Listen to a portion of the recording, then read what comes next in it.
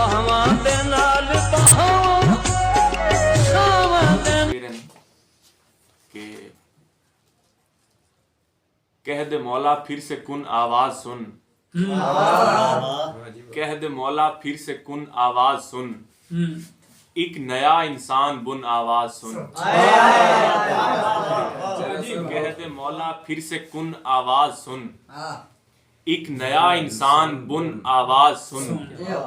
अश्क मेरे पहुंच मत ए जान जा, अश्क मेरे पहुंच मत ए जान जा, बिखरे शीशे अब न चुन आवाज सुन। अश्क मेरे पहुंच मत ए जान जा, बिखरे शीशे अब न चुन आवाज सुन।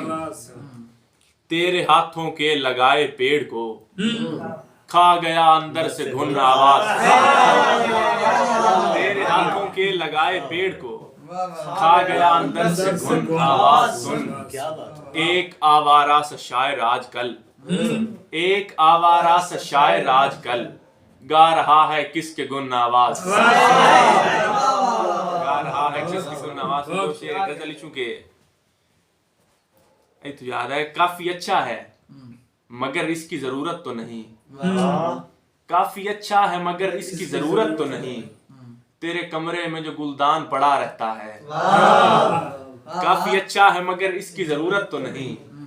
तेरे कमरे में जो गुलदान पड़ा रहता है, हुक्म हिजरत मुझे मिलता ही नहीं और यहाँ मेरा बांधा हुआ सामान पड़ा रहता